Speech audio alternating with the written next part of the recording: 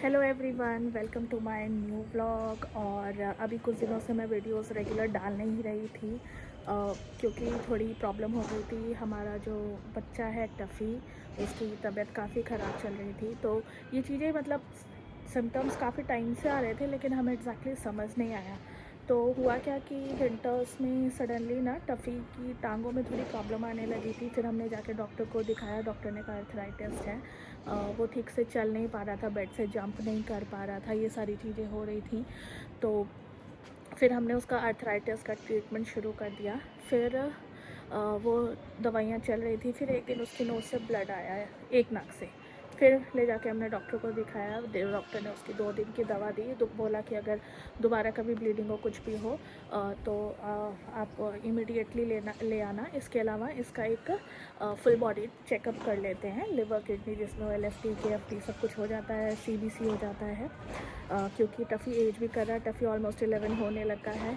तो हमने कहा ठीक है। तो हमने सैटरडे को, लास्ट सैटरडे हमने ये टेस्ट करा लिया और उसकी रिपोर्ट्स आई संडे को। और जब रिपोर्ट्स आई, हाँ, हमारी हालत ख़राब हो गई क्योंकि टफ़ी का जो हीमोग्लोबिन था वो 2 पहुँच चुका था, जो कि डॉग्स के लिए भी नॉर्मल रेंज होता है 12 to 18। और तो जब हमने ये समझा ना, हमें प्रोसेस करने में बहुत समय लग गया। समझ ही नहीं आ रहा था कि हो क्या रहा है। इसके अलावा उसके लिवर में भी थोड़ा इन्फेक्शन आया।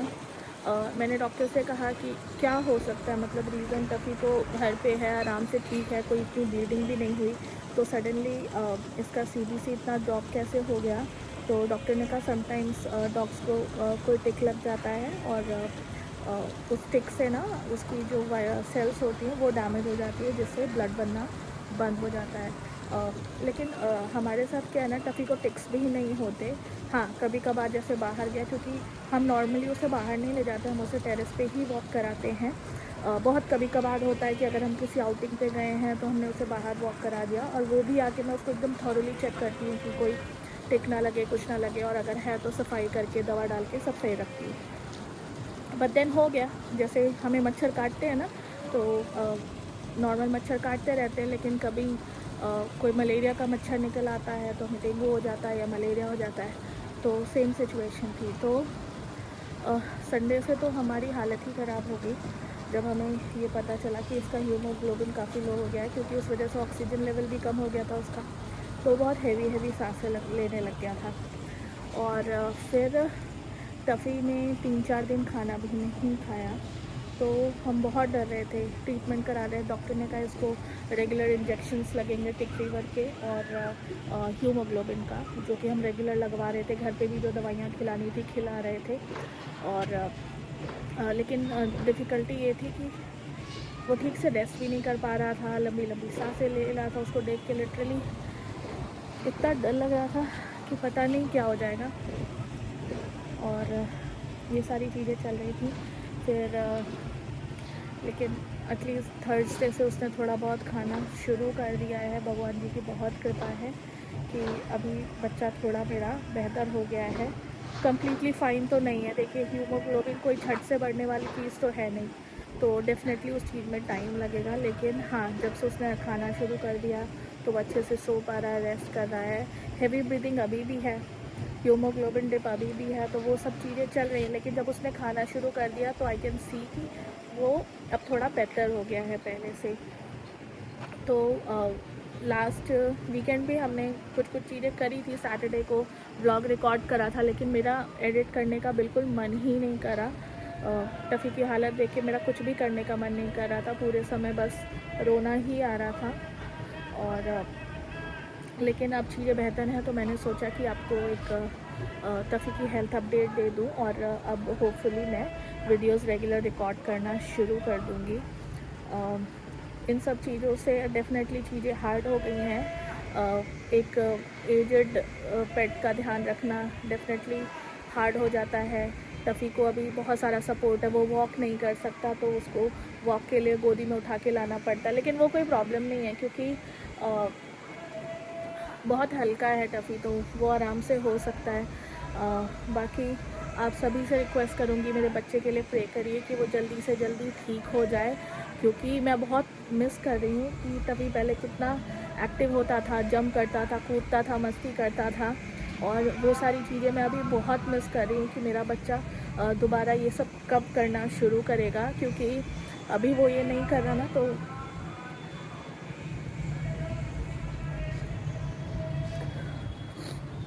जैसे हमारा ना घर एकदम खाली सा हो गया है।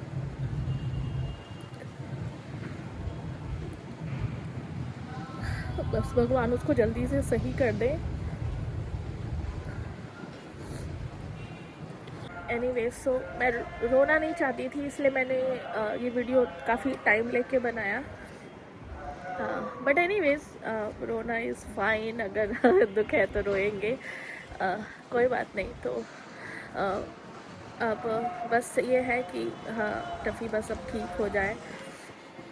और इसके साथ बस यही बताना चाहूँगी कि हाँ, अब मैं रेगुलर रहूँगी अपने ब्लॉग्स के साथ, थोड़ा काम धाम भी करती रहूँगी, क्योंकि होता क्या है ना, आप थोड़ा बिजी रहते हो, आपका मन भी डाइवर्टेड रहता है। सिर्फ टफ़ी का दुख देखते रहो, या मतलब सिर्फ अपना दुख वाला पार्ट सोचते रहो ना, तो तकलीफ़ थोड़ी ज़्यादा ही होती है।